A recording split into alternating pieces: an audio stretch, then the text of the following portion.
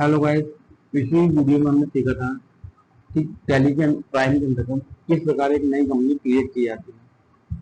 आज हम सीखेंगे कि परचेज वाउचर या परचेज की एंट्री हम कैसे टैली के अंदर करते हैं। इसके लिए सबसे पहले हमें गेटवे ऑफ टैली पे आना है।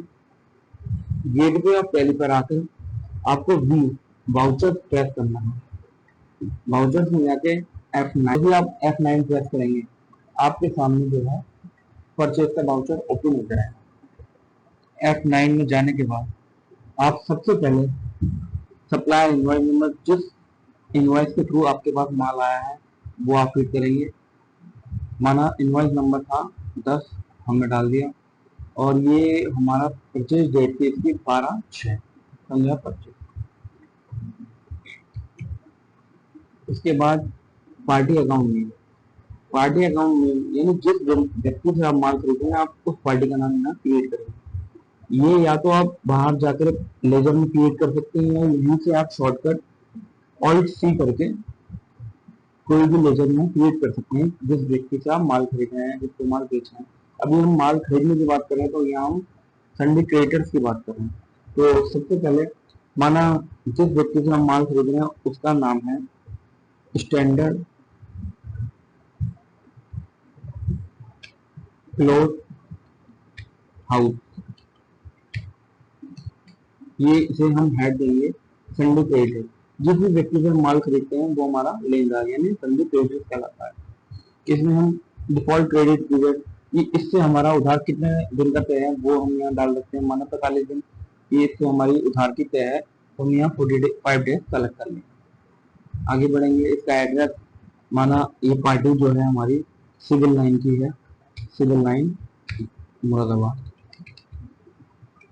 स्टेट में उत्तर प्रदेश, कंट्री में आपका इंडिया ही रहेगा। पिन कोड जो भी आपका पिन कोड है, जिस भी स्टेट से आप जो है या जिस भी सिटी से आप अकाउंटिंग कर रहे हैं तो वहाँ आप अपना इसे अपने अकॉर्डिंग डाल सकते हैं। मैं मुरादाबाद से हूँ, मैं यहाँ पर पिन कोड सेलेक्ट कर लेता हूँ।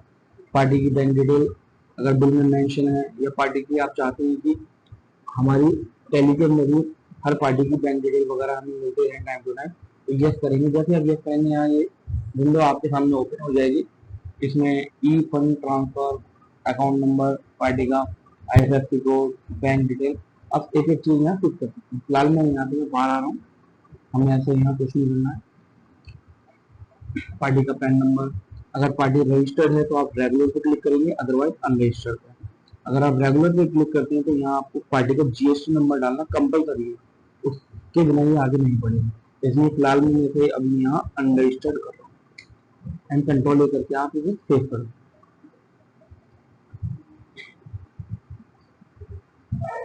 फिर आता है परचेज लेजर।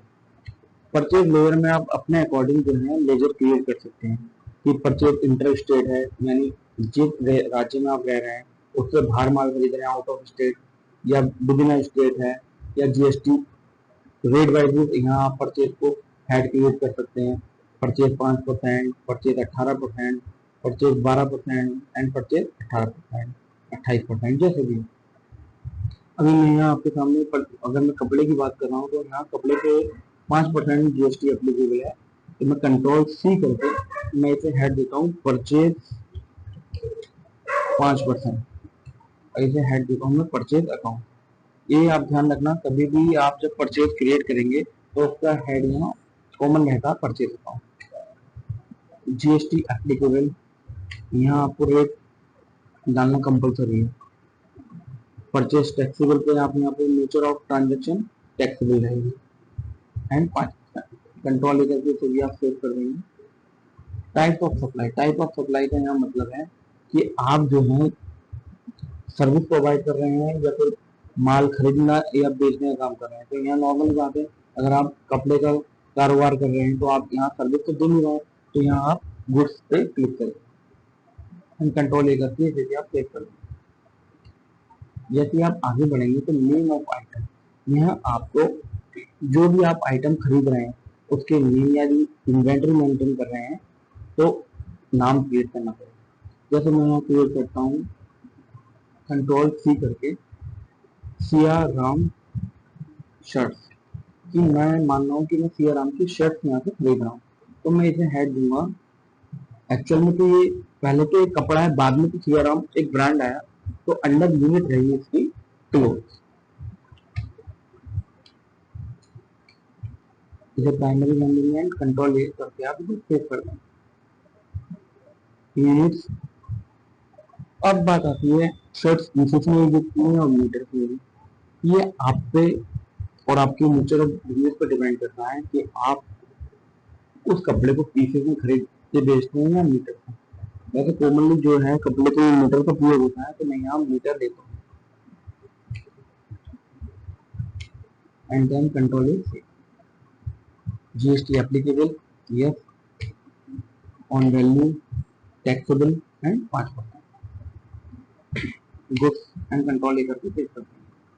मैंने माना कि मैंने इससे यहाँ पर 120 मीटर का कपड़ा खरीदा 90 रुपए के, तो ये मेरे सामने कपड़े की बेसिक वैल्यू आ गई। लेकिन अब इस पर टैक्स भी लगा होगा, इसके लिए सबसे पहले मुझे इसमें लेजर क्रिएट करने पड़ेंगे टैक्स के लिए।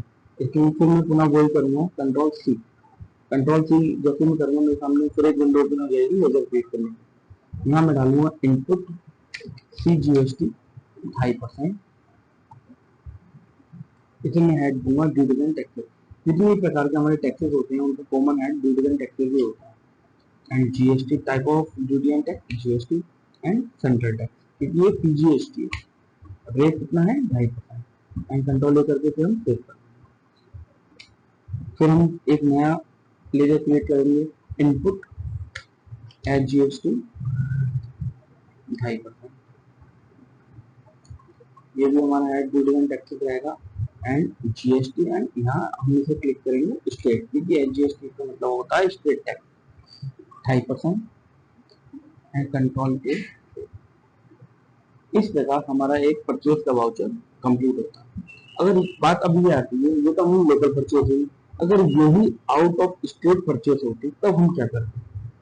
तब हम इन दोनों को ना लगाकर एक यहाँ कॉमन लेजर क्रिएट करते, कंट्रोल सी इनपुट IGST 5%। इसे भी हम हेड देते ड्यूटी टैक्सेस जीएसटी।